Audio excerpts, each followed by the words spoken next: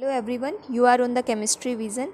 Here in this video we will discuss about the graphs that are associated in the chemical kinetics of the zero order, first order and in the second order chemical kinetics reaction. Okay, so you know all about that while going to the examination हमें क्या करना है, हमें revision करनी होती है basically graphs की, क्योंकि वहाँ पे हमसे ये पूछ लिया जाता है कि रेट और कंसंट्रेशन का ग्राफ बताएं कैसा होगा ज़ीरो ऑर्डर के लिए, फर्स्ट ऑर्डर के लिए या सेकंड ऑर्डर के लिए, या फिर मेन जो सबसे ज़्यादा इंपॉर्टेंट होता है वो तो ये होता है ना कंसंट्रेशन वर्सेस टाइम ग्राफ, कि विद द टाइम कंसंट्रेशन पे क्या असर हो रहा है किसी भी रिएक्टेंट की, है ना। तो where A is a concentration of reactant, तो वो किस तरह से डिक्रीज़ हो रही है। एक्चुअली डिक्रीज़ तो होगी डेफिनेटली, टाइम के साथ कंसंट्रेशन डिक्रीज़ होगी, बट वो किस तरह से डिक्रीज़ होगी, क्या वो स्ट्रेट लाइन ग्राफ होगा या वो एक्सपोनेंशियली डिक्रीज़ होगा। तो इस वीडियो में जस्ट हमें क्या करना है,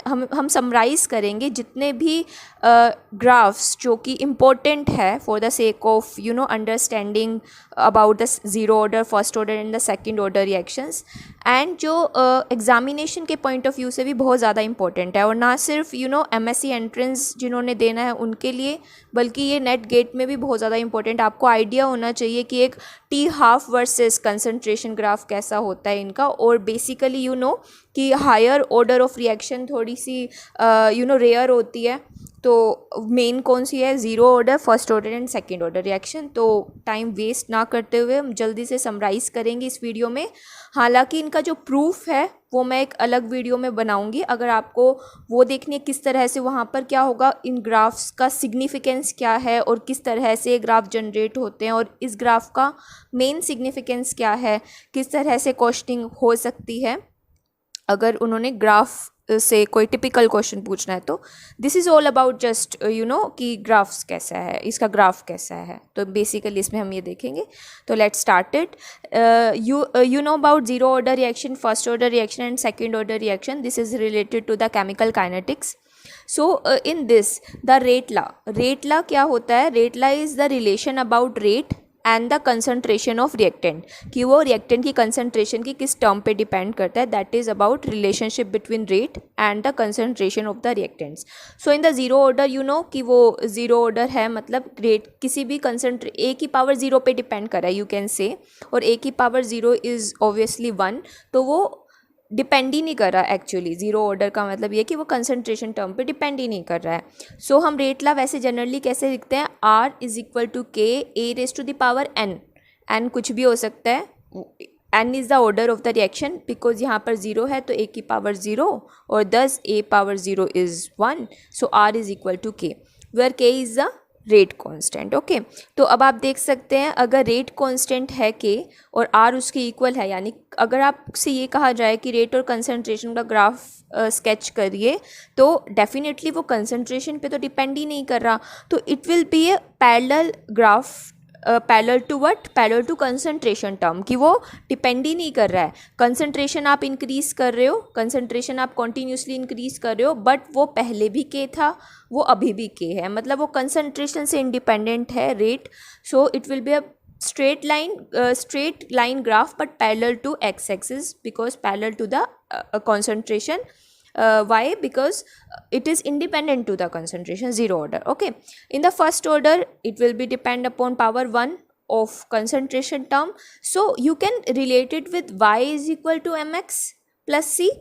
Y is r on the y axis, x is the concentration जिसके साथ आपको ग्राफ स्केच करना है, plus c zero here, there is nothing in addition. तो वाई इंटरसेप्ट ज़ीरो है तो डेफिनेटली ओरिजिन से पास होगी, और k is the slope, so it will be this graph, जहाँ y is equal to M x plus c से आप इसको रिलेट कर सकते हो, एंड दस एम स्लोप होता है, स्लोप विल बी के। Okay, next is second order. Second order में क्या होगा, आर इज इक्वल टू के ए स्क्वायर। हमने कब किसके लिए कंसीडर किया है, जब रिएक्टेंट सेम है। एक्चुअली ए बी भी हो सकता है, बिकॉज ज़रूरी थोड़ा ना दोनों रिएक्टेंट सेम होंगे, लेकिन हमारे जो पेपर के पॉइंट ऑफ व्यू से हम समझें तो वो सेम का ही जनरली क्वेश्चन पूछते हैं कि दोनों रिएक्टेंट सेम हैं, तब means 2A change to product type की रिएक्शन है। ये मतलब दोनों ही रिएक्टेंट सेम है, not A plus B type. Okay, so R is equal to के ए स्क्वायर. ये किस तरह की इक्वेशन है? ये कोई स्ट्रेट लाइन इक्वेशन तो है नहीं, ये कोई y is equal to M x plus C type की इक्वेशन थोड़े ना. यहाँ पे तो x की जगह एक्स स्क्वायर है. तो आपको क्या करना है, तो यहाँ पर क्या होगा, ये एक पैराबोलिक इक्वेशन है, तो इसका जो स्केच होगा ग्राफ वो पैराबोलिक होगा. तो you can see it is about Y axis, ये वाई एक्सिस के अबाउट एक पैराबोलिक फॉर्म है. तो ये रेट और कंसंट्रेशन का ग्राफ इस टाइप से आएगा, पैराबोलिक. ठीक है, सेकेंड ऑर्डर के लिए. Now the most important that is the integrated equation. और उसमें इंटीग्रेटेड इक्वेशन से हमें क्या पता चलता है, उससे हमें कंसंट्रेशन और टाइम का रिलेशनशिप पता चलता है, जो कि मोस्ट इंपॉर्टेंट है.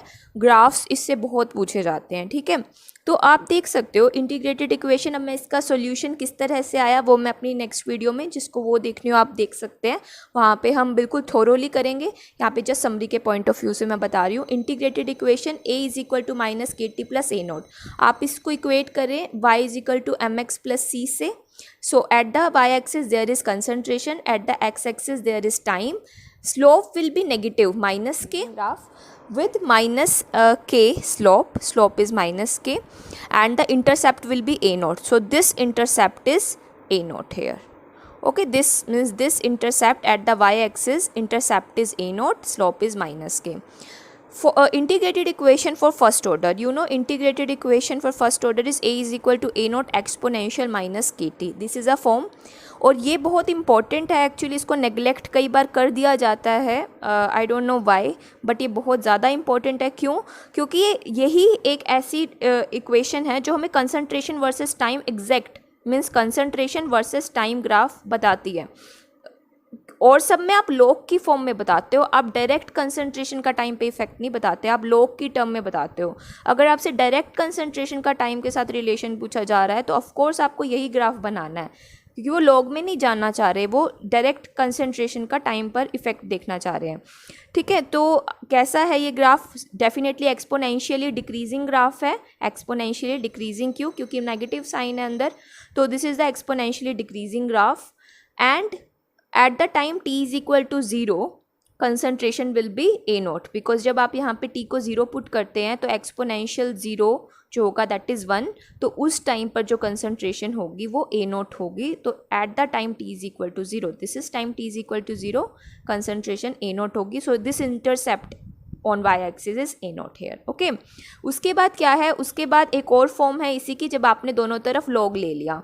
लॉग लेने के बाद क्या होगी, आपके पास इस टाइप की एक इक्वेशन बन जाएगी.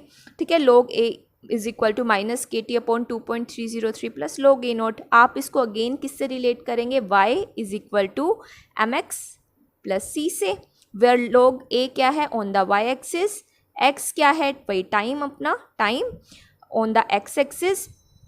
Slope is minus k upon 2.303 and minus indicates that it is a decreasing graph. Okay, and it is a straight line graph definitely, क्योंकि ये y is equal to mx plus c को follow कर रहा है. And what is the y intercept जहाँ पे इसको cut करेगा, what will be it? It will be log a naught because this is the y intercept. Okay, slope क्या रहेगा, minus k upon 2.303. बहुत इंपॉर्टेंट है. ठीक है, उसके बाद क्या है, इसी की एक और फॉर्म भी हो सकती है. वो फॉर्म क्या है, जब आप log a नोट बाय ए की फॉर्म में इसको लिखेंगे, इसी इक्वेशन का एक और रूप है, log a naught by a is equal to k t upon 2.303. Now what you are doing, you are making the graph between log a naught by a. आपने इसको तो y एक्सिस पे रख दिया, कंपेयर कर लेते हैं. y is equal to M x type की इक्वेशन है, c इंटरसेप्ट 0 है तो ओरिजिन से पास होगी. And you can say that it is a increasing graph, क्योंकि स्लोप क्या है, पॉजिटिव है. k upon 2.303 is the slope. आपने log a naught upon a और t का ग्राफ खींच दिया है. ठीक है, तो ये इंपॉर्टेंट था. Now the next part is for second order equation. Integrated equation is this, 1 by a is equal to k t plus a naught plus 1 by a naught. आप इसको y is equal to M x plus c से compare करें. y axis पे क्या होगा, 1 by ए होगा. X axis पे क्या होगा, अगेन t आ जाएगा. जब आप इसको कंपेयर करेंगे तो आपको पता चलेगा कि y इंटरसेप्ट क्या है, 1 बाय ए नोट, और ये ग्राफ इंक्रीजिंग में y एक्सिस को कट करते हुए कहाँ पर, 1 बाय ए नोट पर, because it is the y intercept. Slope क्या है, k है. ठीक है, तो इस तरह का एक ग्राफ आएगा, straight line increasing graph. Now the last part is about the T half. You know at T half is the time eight which the concentration remains in the vessel is A0/2, या फिर आप ये कह सकते हैं कि A0/2 part convert हो जाता है प्रोडक्ट में, तो रिमेनिंग पार्ट भी A0/2 ही रहेगा वेसल के अंदर.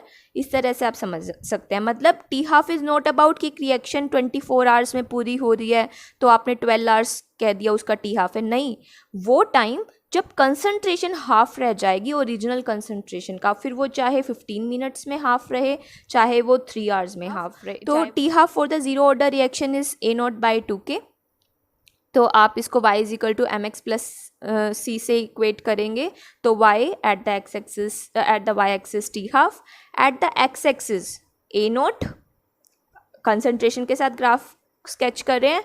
Slope will be 1/2 k and intercept is 0 because there is nothing for intercept here, है ना. तो स्लोप क्या है, 1/2 k. T half very important for the first order reaction. ये तो हमें एज इट इज़ लर्न करना होता है, क्वेश्चंस में भी यूज़ होता है. T half is 0.693/K.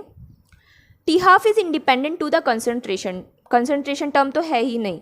तो जब आप टी हाफ का कंसंट्रेशन के साथ ग्राफ स्केच कर रहे हैं तो it is a straight line graph, और straight line graph indicates that कि ये कंसंट्रेशन टर्म की इंडिपेंडेंट है. पहले भी 0.693/K टी हाफ था, अभी भी 0.693/K ही टी हाफ है, कंसंट्रेशन से independent.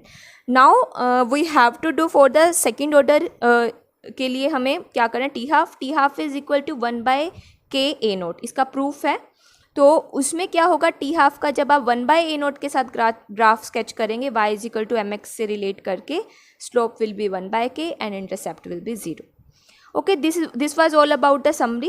I hope you find it useful. If you did, please like this video and subscribe to my channel. I will give the notes of this summary in the description box. You can download from there also. Okay, thank you for watching.